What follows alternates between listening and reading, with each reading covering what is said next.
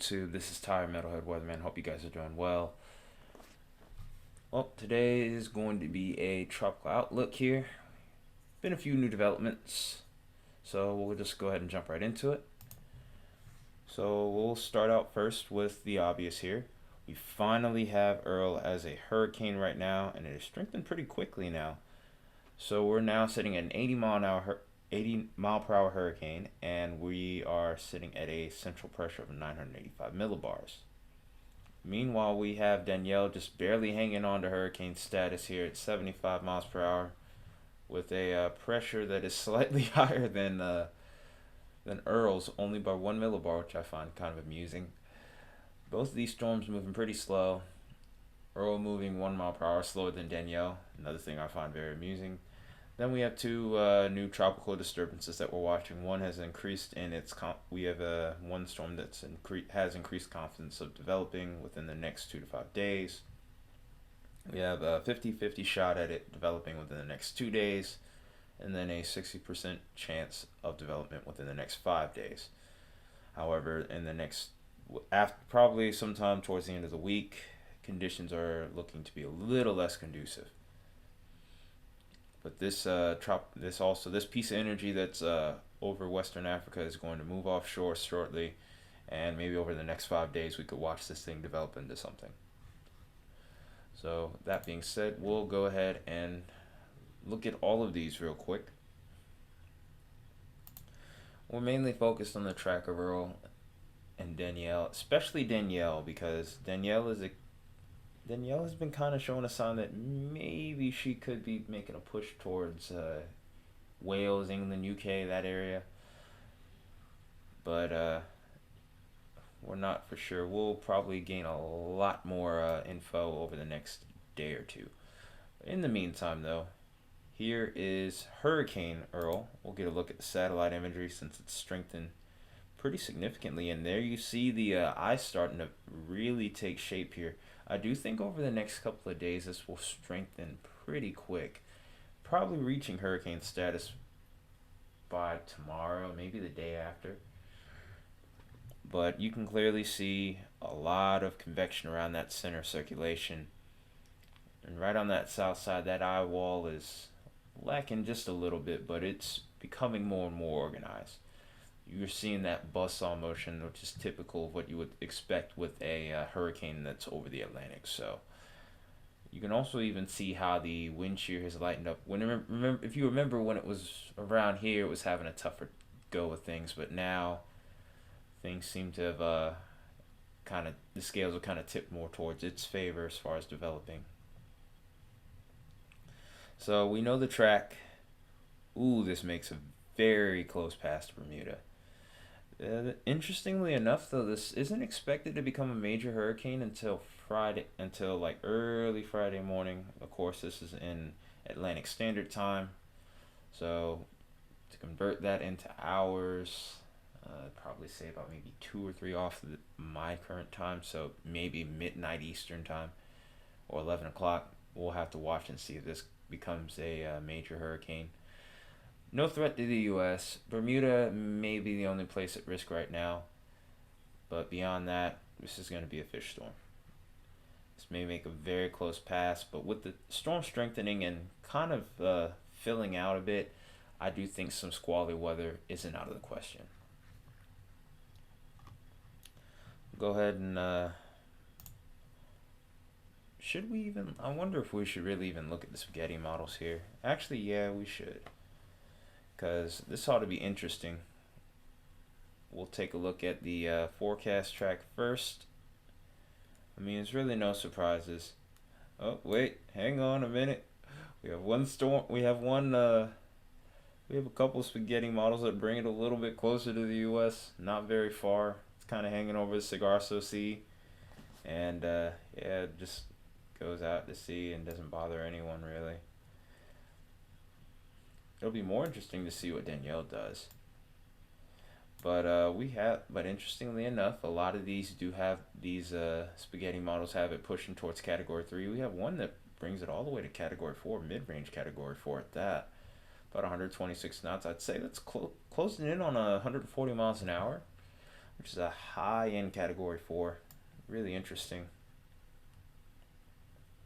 But as far as the threat to land is concerned, there really isn't one for Earl, with the exception of Bermuda.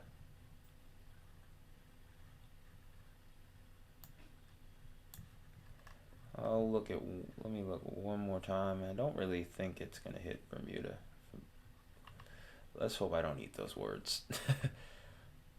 Is anyone from Bermuda that would happen to watch this and that outcome were to take place?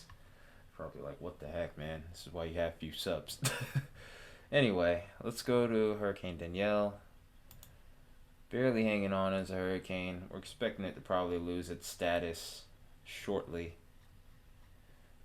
Well, no, she's hanging in there quite nicely, I would say. For an environment that's relatively unfavorable, I'd say it's holding on pretty good. We are losing that eye wall little by little, though. I would say within the next 6 to 10 hours, we probably will be losing that hurricane status. Because it does seem like it is falling apart. It's just taking its sweet time doing so. Alright, we'll look at the path, and this is an interesting little change. Oh my goodness. So now, this thing looks like she takes a turn to the north here. Then from the looks of it, may do a loop-de-loop here. And now we're potentially looking at an issue for Spain, and maybe even Spain, Portugal, and France now. Maybe the UK might be spared here, potentially, of a tropical entity maybe coming inland and causing unsettled weather. I think that's about all it would really do. Maybe it would spawn a few inland tornadoes. Hard to say right now. We have no idea what condition it's going to be in by the time it gets there. This thing could literally also just fall apart in this part of the Atlantic where it's really cold. And, well, wind shear doesn't look bad. It's just relatively cold water is not going to be enough to uphold the storm at all. Alright. So let's go ahead and take a look at the end of our model run here. We get to post-tropical status by September 8th, and by September 11th, we are looking at a 35 knot storm, close to about 45 miles an hour. No longer tropical, but still meandering, and looking to try to make a close pass to. And I'm still not going to rule the UK and Wales out of this yet, but definitely looking at Portugal, Spain, and France now in the game as well.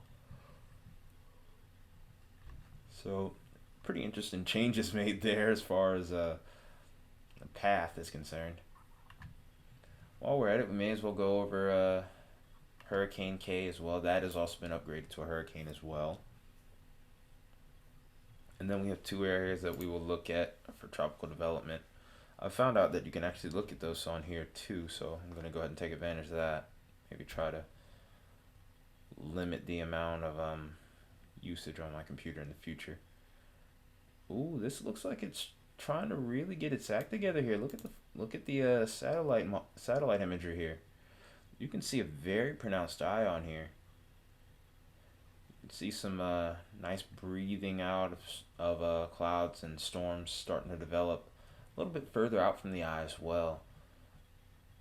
It's not the most, it's still a bit asymmetrical, but I do expect that to change as this thing continues to strengthen. They have it slated to reach up to about 110 miles an hour. We're right on the cusp of being a major hurricane, and if I remember correctly, the path brings it awfully close to Cabo San Lucas. It's gonna be very close, literally anywhere within this cone, because you got to think this cone is just like the center of the cone is where the highest probability of where the eye of the hurricane is going, but it can still deviate to the left and right of this line right here. And another thing to keep in mind here is this cone is only for the eye of the hurricane. This does not include those outer bands, those feeder bands that are hanging far, far away from the center of circulation by hundreds of miles. So we can't rule out parts of southern Cal and Arizona, maybe even as far north as Nevada, depending on the track, of getting a little bit of action from this thing. So it's going to be interesting to see how things unfold here as well. We do have tropical storm warnings in effect. We also have hurricane watches now in effect as well on the western coast of Cabo San Lucas. So you guys need to be really, really watchful over the next few days. So I'm thinking if this does make landfall over towards Cabo, it's gonna be, I would say maybe. All right, so this is according to Mountain Time right now. I mean, if we're going back to Pacific Time, because it will cross back into the Pacific Time Zone, I would say maybe 11 a.m. Friday. But that's a big if on whether or not it makes landfall. But a lot of interesting stuff going on. There's not too much of a need to take a look at the spaghetti models. I'm pretty confident in this at this point. But why not? So far we have this pushing towards max level Cat 2 by mainly only a couple of models. There's still not a lot of model agreement as to the intensity particularly. And actually it's kind of leaning more towards maybe 100 miles an hour.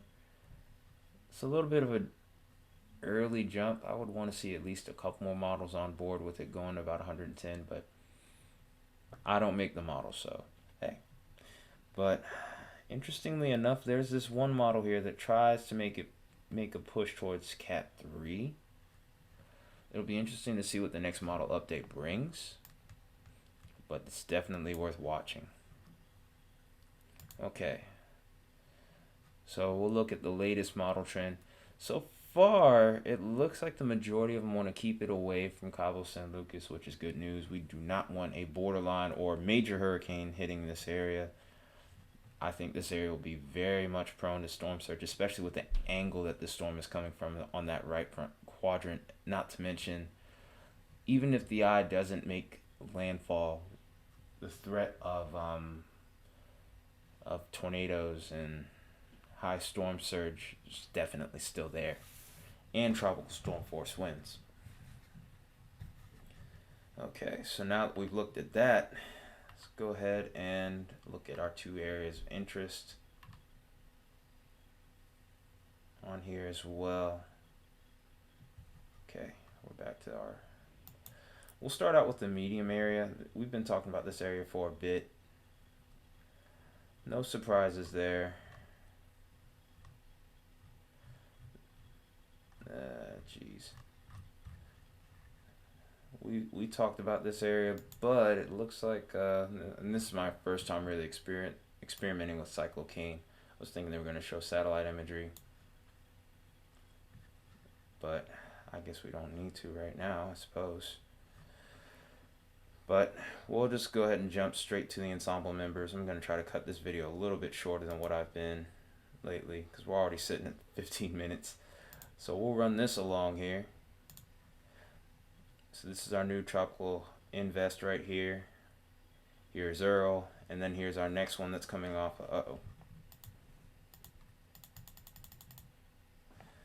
Yeah, this thing got ahead of itself, but this is our next tropical invest and our newest tropical invest right here. Definitely looking like there's going to be a low that pops up right around here. The ensemble member kind of leans towards this being a bit of an asymmetrical looking storm, highlighted by this increase in brighter colors here, and then the same can be said with this one. I do think this one could push a little bit further south, which would make for an interesting scenario here. So the first one honestly looks like it gets caught by this ridge up here, and it gets kicked out to sea pretty quick. Eventually, as that storm strengthens, it also gets caught by this ridge here and probably is going to be pushed out to sea. But one thing I don't like about this model here is that this kind of leaves me to some uncertainty. And I think that's what it's designed to do, but you can also easily mistake these as being separate pieces of energy here. But this is our newest tropical invest, but you see these other little pieces of energy. I guess this is potential for where that low pressure could end up being. I do see a few outcomes where it ends up a little bit further south of that ridge, which could lead to an interesting scenario of it maybe getting into the Caribbean. One looks like it's trying one outlook has it taking the not the Danielle, but the Earl path maybe a little bit earlier, but beyond that, nothing really crazy going on there. And beyond that, I mean, it's pretty much the same deal. It's the peak of hurricane season. We have pieces of energy flowing about, and we have to watch them all to see just where they end up, because you never know. All we need is just that one storm to go on that one particular track where it dodges this ridge or forms a little bit later, like say right about here, and then we could have some major implications for the Caribbean islands, the Leeward Islands, and maybe even the U.S. We'll roll this on, see what the euro looks like. We were looking at the GEFS just a minute ago. GEFS tends to always do things a little bit more aggressively as far as approaches are concerned with the strength of a system and its track. But if we look at the euro, we can see a couple of pretty notable differences here. For one,